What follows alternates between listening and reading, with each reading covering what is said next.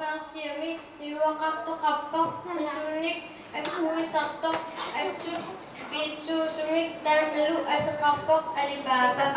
Utdat tamasa makitapok, yutituyut sinilu, nasaktuhu, oppipassualiartapok, ungasakisumut, kalsium, kitanitumut, risusoriartok suni. En gang for mange år siden boede der i pladsen en fattig brændehugger, som hed Ali Baba. Hver morgen stod han tidligt op og drog sammen med sit æsel den lange vej til de store skove i det vestlige Persien for at hugge brænde.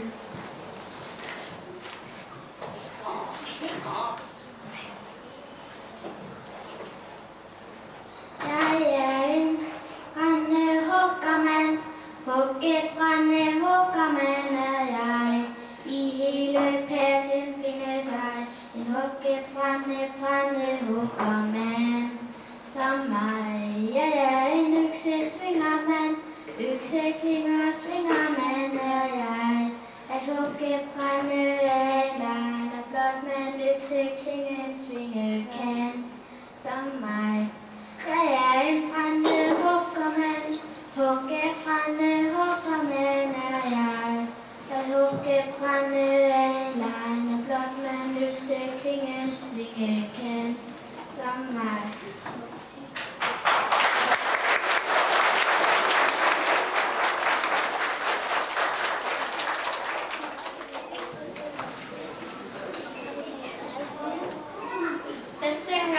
Ali Baba, hiistopelu, kusala, paa, kamisia, toto. Pludselig hører Ali Baba lyden af hestehår, der kommer nærmere. Hvad er det? Der plejer så aldrig at komme nogen. Kom igennem os.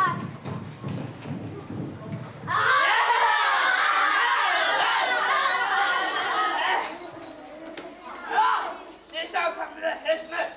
Løb skatten over til hulden. Luk med hulden. Stille. Sesam, luk dig op.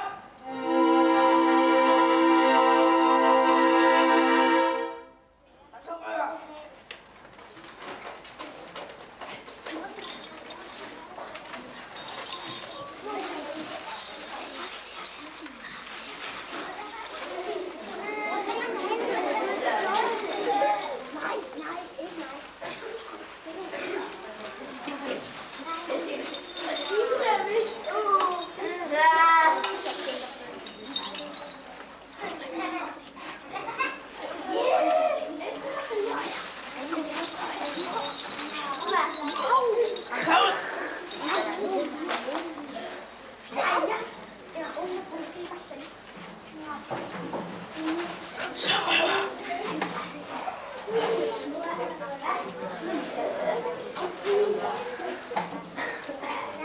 Og så til hestrøver!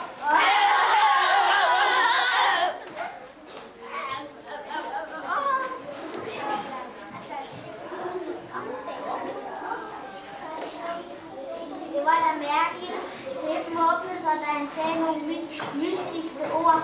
Jeg tror også, jeg prøver, hvad var det, han sagde? Jo. Sesam, luk dig op.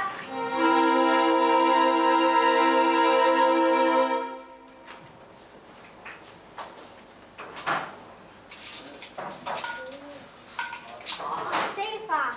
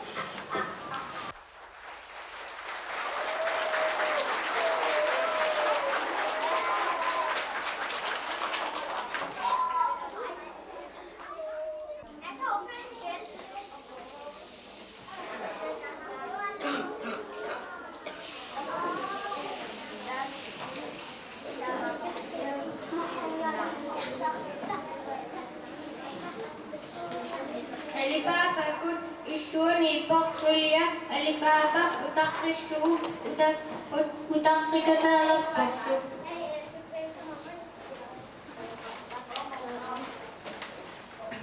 Hjemme i Alibabas hus går hans kone og venter på ham. Hun kan slet ikke forstå, hvor han bliver af. Nu er gulvet skuret rent, dynen har jeg glattet pænt, og i ovnen står en kage, den skal Alibaba smage. Når engang han kommer hjem, klokken den er over 5, den skulle komme lidt i 4, det er det jeg altid siger. Han og vores alibi kan få det til at give i hjertet på en stakkels kvinde, giver det til at finde. Og nu bliver jeg helt nervøs, jeg må næsten sluppet et lys. Er han bare vildt derude, jeg er lige så jeg kan tude. Og røvernes må tro, at de har fanget Alibaba og har smidt ham i lænker. Nej, sikkert noget hvor jeg tænker, jeg må finde på noget helt andet. Jeg vil lægge mig på sengen, jeg vil falde helt til ro. Og så kommer ham og drengen, inden længe vil jeg tro.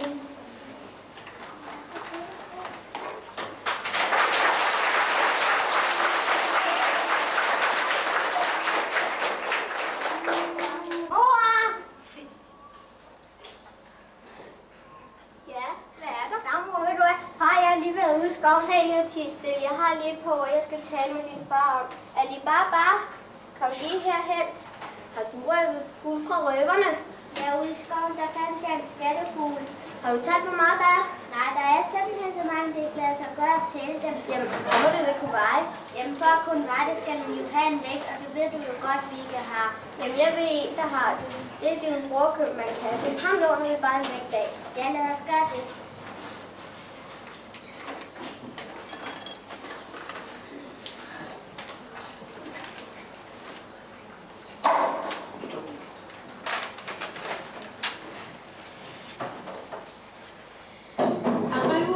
Alibaba nulia oqimalu tamik tommi appo kuutitsimal mutabbal kinonnatikullu oqimalu tam utertislu. Næste morgen går Baba over og låner en vægt. De vejer deres skulle levere derefter vægten tilbage.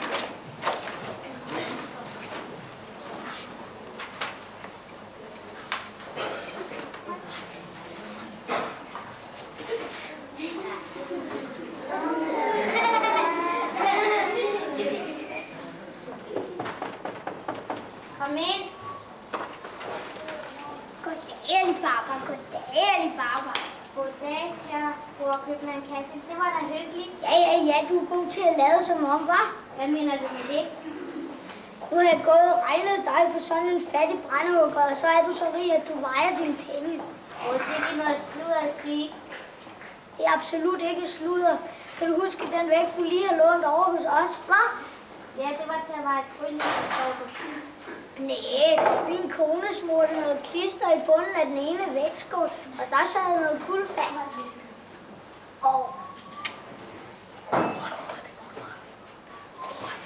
Hvor har du fået det guld fra? Fortæl mig det så. Du ved du hvad jeg... Fortæl mig det så. Jo, Kasse, jeg skal nok sige det til dig, men så må du love mig ikke at sige det til nogen. Jeg siger det til lige, hvem jeg vil. Hvis ikke straks du fortæller mig, at går jeg ned og melder dig til politiet. Kasse, det er da ikke pænt at true mig på den måde. Hvad? Nå, Kasse, så kom her, så skal jeg nok viske det til dig. Hvad siger du så, når du skal have hulen til at åbne sig? Så siger jeg sådan her, nu skal du bare høre. Samson, luk dig op. Nej, Nej. Sesam, luk dig op. Ja, det er rigtigt. Er det rigtigt? Der dummede du dig ikke, Barbara. Nu går jeg ud i skoven og stjæler hele skatten fra dig.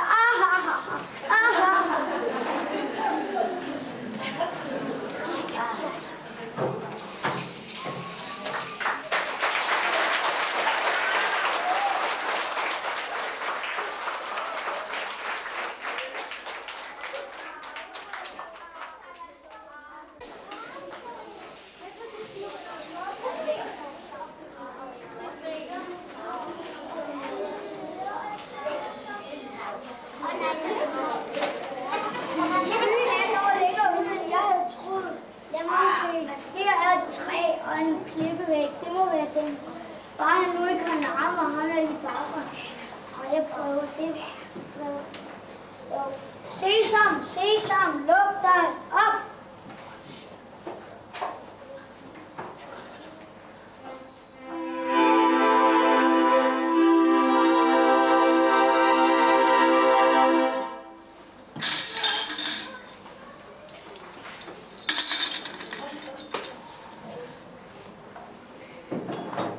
Sikke et syn, det blinker så ny, af sølv og af guld og kostbare stene. Røde rubiner, skinnende silke, det er mit helt alene. Pragtfulde perler, jade juveler, en Barbara er dum, han er dum, hvis han tror, at deler.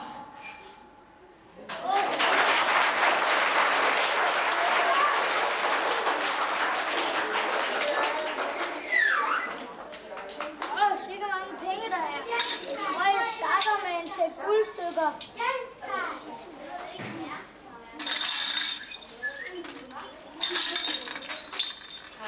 Og hvad var det så, man kunne sige for at komme ud? Det var noget med korn. Hvide, luk dig op. Havre, luk dig op. Det var måske en frugt. Æble, luk dig op. Blomkål, luk dig op. Jeg er ud. Kartoffel, luk dig op. Ja, nu er jeg ud.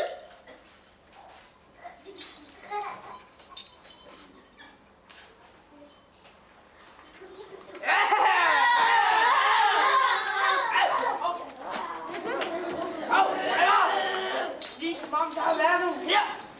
Men det må vi undersøge. Stille! Sesam, luk dig op!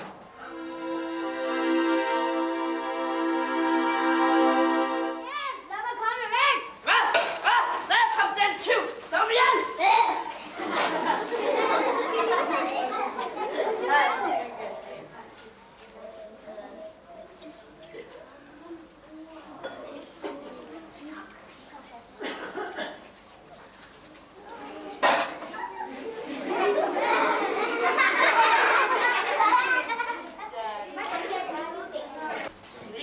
Sesam, luk dig i!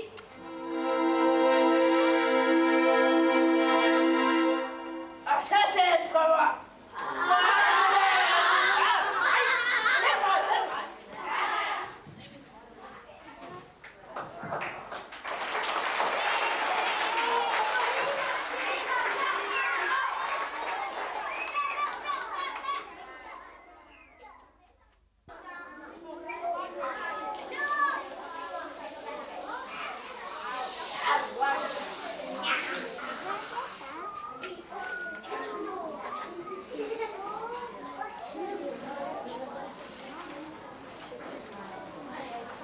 Ayukaluaka, Kasim Mikasa, Luliata, Kasim, Utakrigaluaka, Unuk Nasugu.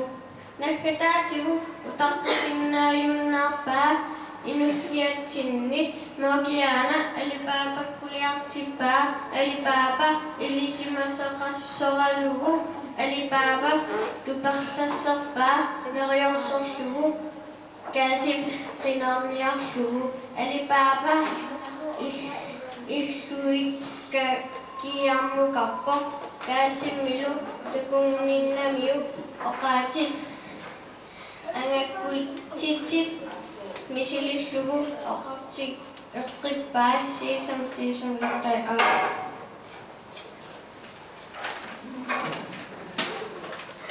Uha, det var ikke så godt. Stakkels på Kassim, nu har hun gået rundt og ventet på Kassim hele aften. Til sidst kan hun ikke holde det ud længere. Hun sender sin slavepige Morgiane over til Ali Baba for at høre, om hun ved noget. Ali Baba beroliger med at fortælle hende, at han vil ride ud og lede efter Kassim. Ali Baba red ud til hulen, men da han ikke spor så, at Kassim tog en mod til sig og sagde for endnu gang de magiske ord. Sesam, Lugtøj og Ali Baba Isarami Tagulat Ba Kassim Sisamangor Tunik Al-Forsimas Tunik Nivingasor Basilor Balu Susor Kasimasor Ali Baba Kassim Angerstab Ba Isarnayar Tunilu Korik Syuditu Timik Akarbai Isu Iluanu Dokor Sugit Anisiaria Tunilu Morgiane Suatalokba. Ali Baba henter Kassim i hulen, og så snart han er kommet inden for døren, tager han burkene ned fra æslet og gemmer dem inde i huset.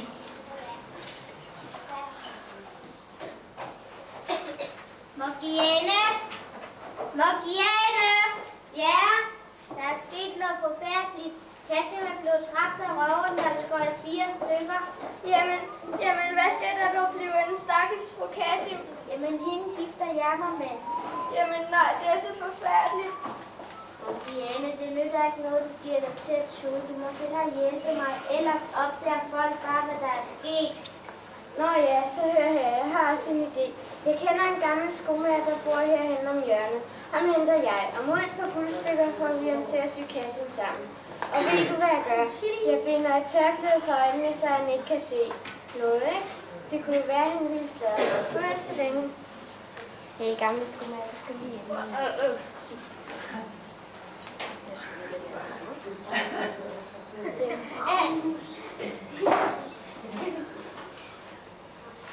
Au! Lad være med at skubbe, jeg kan gå selv.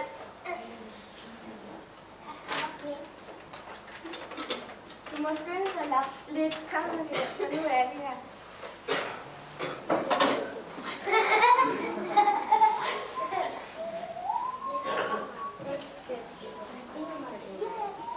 Hvor er så det henne, jeg skal sy sammen henne? Her, se ned i kogen. Jamen, det var en dødvand i 4 stykker. Næh, det ved jeg ikke rigtigt, om jeg vil. Og her har du et guldstykke til. Kan du så se at komme i gang? Så laver det bare. Nu skal vi sy Kassim sammen, skal vi sy. Nu skal vi sy Kassim sammen, skal vi sy. Det er svært at sy ham, men hvis man syr med små stik. Når man skal sy Kassim sammen, går det ligesom ingenting. Og hvis det skal holde noget, når man skal sy Kassim sammen, må du lytte til mit råd. Nu skal vi sy Kassim sammen, så bliver så god som vi. Så, nu er jeg færdig med at syre sammen.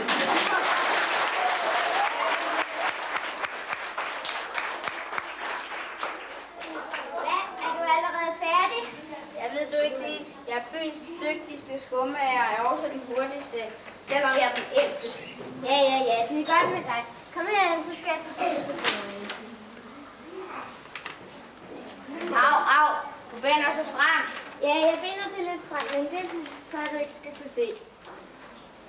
Au. Hør, du kan vel ikke se? Nej, ikke noget af betydning. Godt, så går vi hjem.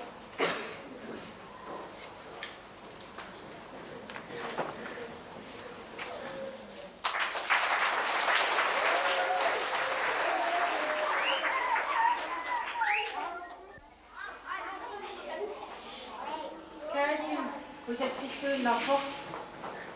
Ilinnerarsinnaallerkunilu. Ali Baba Kassim nulia minut appiuppa taamanikkum ipersiami taamattarmata. Inupiluilliina neqaarusummisosoqarpa. Inupiluimi tullianik Hausemut utsaramik paasivat Kasimip simaappeqanngitsoq. Paasitam paattu haarusuut isottoq tua allanik ilisimaneqartoq. Inupiluk ilisarnanngittumik atiseriartugu иллоqarfiliartinnerapor tassanga аннигаасаатеқарнерсоқарсума нерсоқ паасинниассамик инупилуилли иллоқарфиммут пиммат писинниарлик атаассина кисими аммава тассалу каасиммик таассумалу тасса каасиммик нерсортуа тассани писинниарлимми кисими аммава. Nu kom Kasim til at se helt pæn og almindelig ud, så han kunne få en pæn begravelse. Og Alibaba fik på Kasim som sin anden kone, for sådan gjorde man jo dengang i Persien. Men hvad skete der i mellemtiden i røverhulen? Jo, da røveren næste gang kom tilbage til hulen, opdagede de, at Kasims lig var borte. Og nu blev de klar over, at andre kendte til hulens hemmeligheder, og han sendte en forklædt røver ind til byen, for at få at vide, om en af byens borgere pludselig var kommet til penge. Da røveren næste morgen kom til byen, var der kun en af bazarens butikker, der var åbne, og det var tilfældigvis skomageren. Du husker nok ham, der syede Kasim sammen. Godmorgen. Du er flittig. Er dine gamle øjne virkelig så gode, at du kan sidde og sy for næsten solen står op? Jeg ved du ikke, det er kendt for mit skrappe syn. I går blev jeg for eksempel hentet for en død mand sammen. Der er noget, jeg kan bruge. Far, du vil da ikke bilde mig ind i, at du er sådan en død mand sammen? Når jeg siger, at jeg er sådan en død mand sammen, så er det fordi, jeg er sådan en død mand sammen. Jeg kan da godt vise dig stedet, hvis du ikke tror på mig. Ja tak.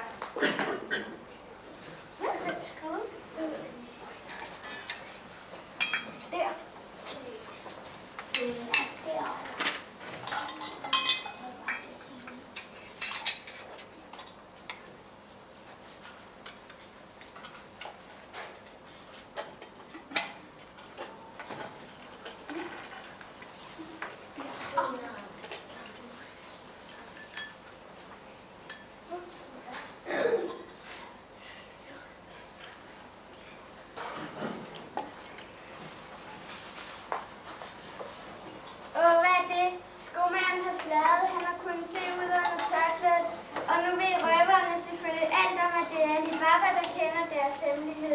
Hvad skal jeg gøre?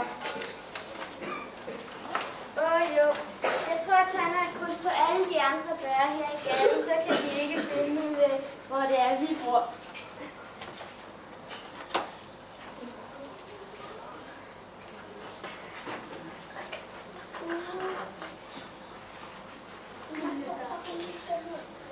Nå, jeg må hellere se at komme væk.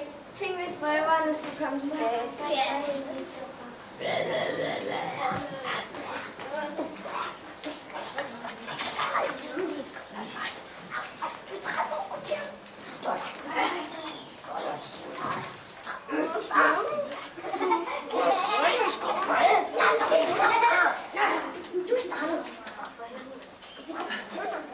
Kom så, røver.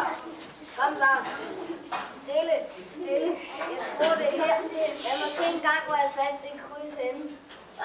Der er jo kryds på alle dørene. I ødelægger det hele. Så er der nogle idioter, I ødelægger det hele. Jeg er sur. Så er der nogle tøsedrenge.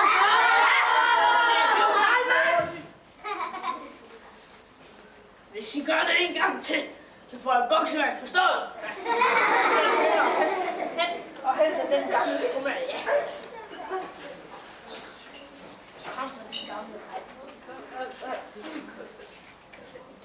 Au! Lad være med at skubbe, jeg kan gå i selv. Kom så. Nå, vis mig så, hvilket hus du skulle ham der Kasim sammen i. Jamen det har jeg jo sagt til den anden røver, at det var lige deroppe. Derom, du mener, det var hvor der står, Baba og Perser. Ja, det er rigtigt. Det var fedt. Ja, tak skal du have. Så var det, jeg tænkte her, røverhøvding. Et lille guldstykke til en fattig skummager. Er du rigtig klog, mand? Så ud! Aha, gør de det, røver? Ja, det er fint.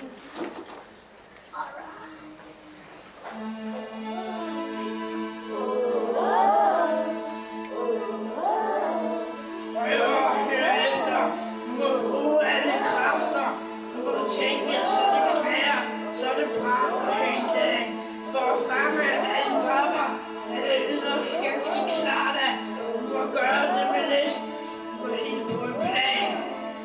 Vi vil tæve Alibaba. Vi vil tæve Alibaba. Du skal komme med nakken. Få en ordentlig på frakken. Som en røver, der gik vandet, så du ikke går fra forstanden. Vi skal ordne Alibaba, ja vi skal. Røver til stille, jeg har fundet på et råd. Tager sammen med herop til Rørdød. Jeg har fået klæder og drønner. Meget fra mig til oliehandler. Det er jo ganske genialt. Det er en blandt idé. Vi vil tæve Alibaba. Vi vil tæve Alibaba.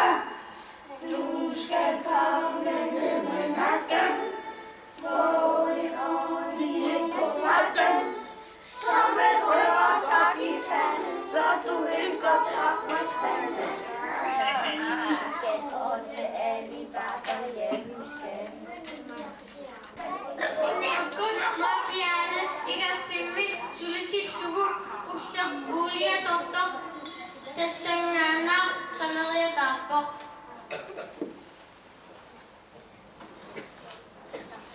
Om aftenen, da Marianne arbejdede i køkkenet, gik oliepladserne pludselig ud.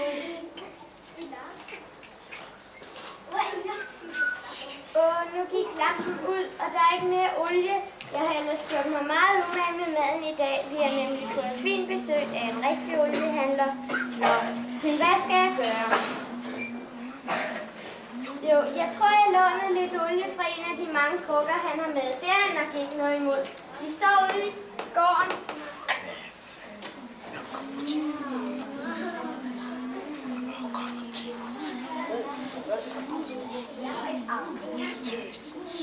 Nej, hvor har han mange oliekrukker. Han må vel nok være rig.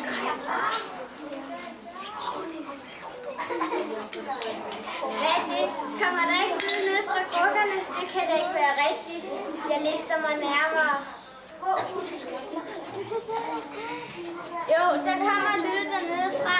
Det er jo røvere. Hvordan kan det være? Der er røvere i alle oliesjangens krukker. Du store Aladdin. Så må det være oliesjangen, der ikke er nogen oliesjang. Tværtimod røverhøvding. Så er han selvfølgelig kommet for at dræbe Alibaba.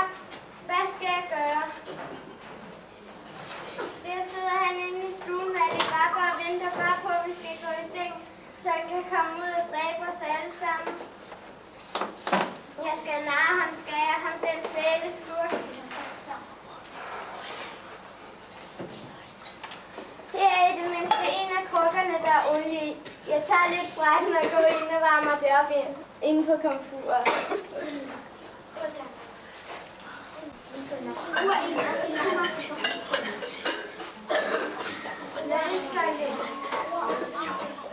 Så nu er olien koget. Jeg tror, jeg begynder med at hælde olie ned i hovedet på ham her.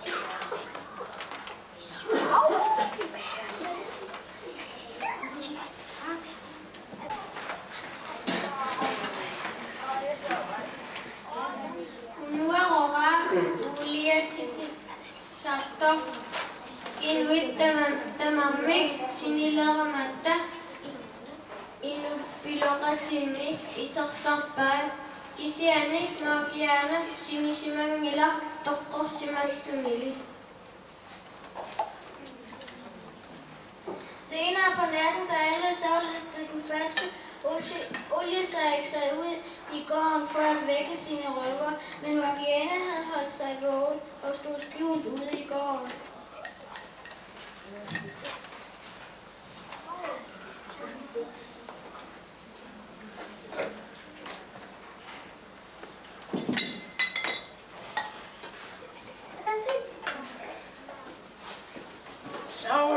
Du kan ikke godt finde op her. Jeg har lige siddet og spist en dejlig medlem med ham af de barber der. Og så sagde jeg, at jeg lige skulle ud og kigge til min oliekrukker her. Hvad? Olsson! Hvad? Han er jo død. Olsson, du der. Han er jo også død. Jamen, de er jo døde alle sammen. Jamen, en røverhøvding rundt til røver er jo ikke noget værd. Jeg må flygte.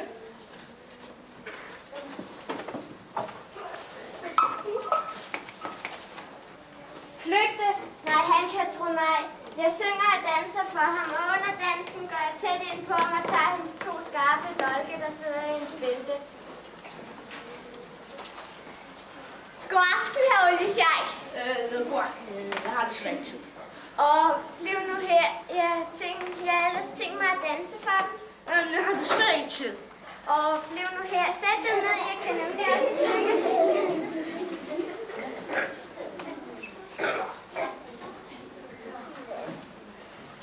Lige hos mig, for dig, kun dig alene, vil jeg synge smukke sange om morgensolens jomfruby.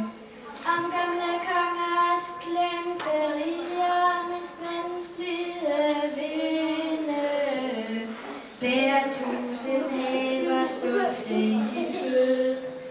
For dig, for dig, for dig alene skal strålens stjerner lege. For dig i havets træers grene. Nej!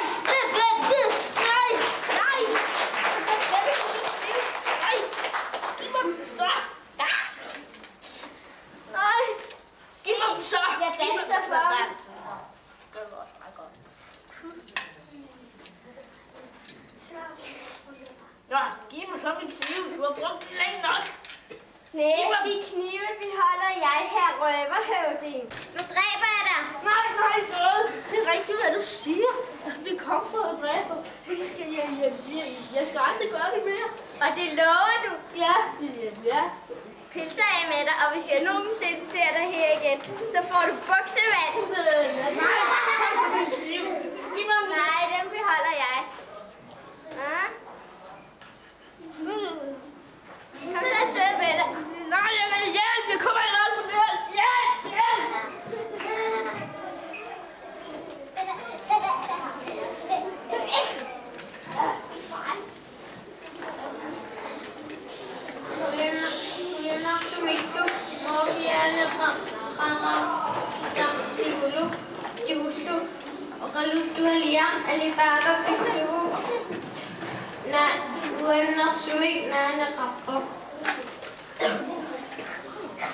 Takket være Morgiana på det eventyr, og Barbara ende godt. Hele familien tog til Skandinavien, og de levede lykkeligt til deres dages ende.